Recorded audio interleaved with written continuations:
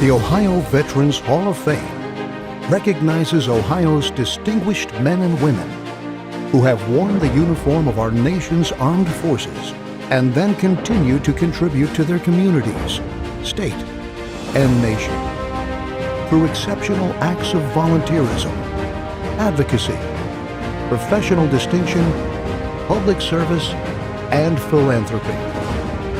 The Ohio Veterans Hall of Fame. Nominate a veteran today. My name is Richard Doritty. I served in the United States Air Force during the Cold War and into Vietnam. I'm originally from Erie, Pennsylvania, and having difficulty as I came out of a tech school, trained as an electrician. Erie's kind of a heavy industry town, so I went to California in a semi-truck with my uncle to looking for a better job. Interviewed several places, and one of them whispered to me, "You're going to have a problem because you're 1A draft." On the way back to my uncle's, I stopped at the recruiter's office and signed up for the Air Force. I, of course, went to Texas for basic training, and then was transferred in April to Lowry Air Force Base, Colorado, where I finished my basic training and got engaged in the first leg of the technical training in electronics. And October of '60, I was transferred to Otis Air Force Base, Cape Cod, Massachusetts, and was there for the duration of my active duty. I was an electronic technician on the F-101B fighter interceptor. Kennedy actually flew in and out of Otis Air Base when he came back to the Cape. It was kind of scary because we had 26 aircraft that carried 2 nuclear-tipped air-to-air rockets, which could be set up to where you could shoot them to the ground.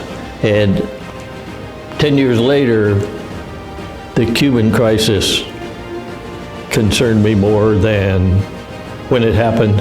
When it happened, I was 21. Any little miscue in the Caribbean and it would have been World War III. I credit the Air Force with setting me on a career path. And I worked at Western Electric.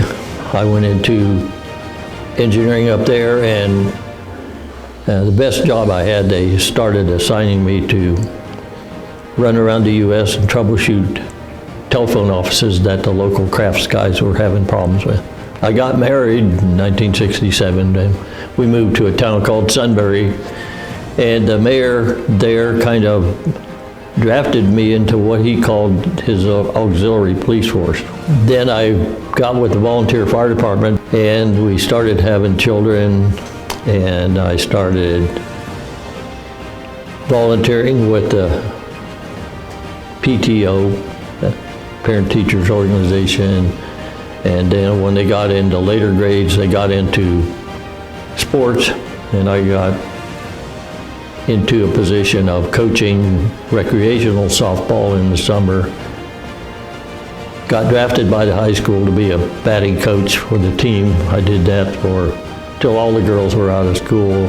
Did it another year, but so it's like having about 220 daughters over the course of time. And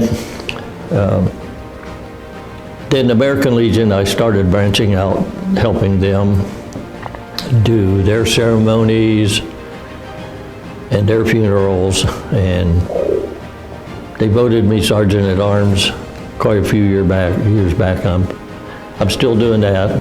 Being super humbled is about what it amounts to. I looked back at the guys who were being installed, and I said, this dude doesn't stand a chance.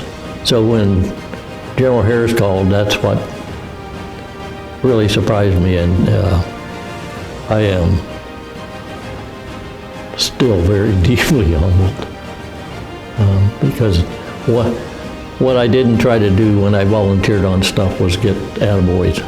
That was not even in the works, because I just liked working with the school kids and doing the military stuff because guys deserve the military service.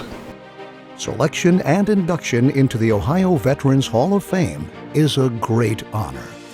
Nominate a veteran today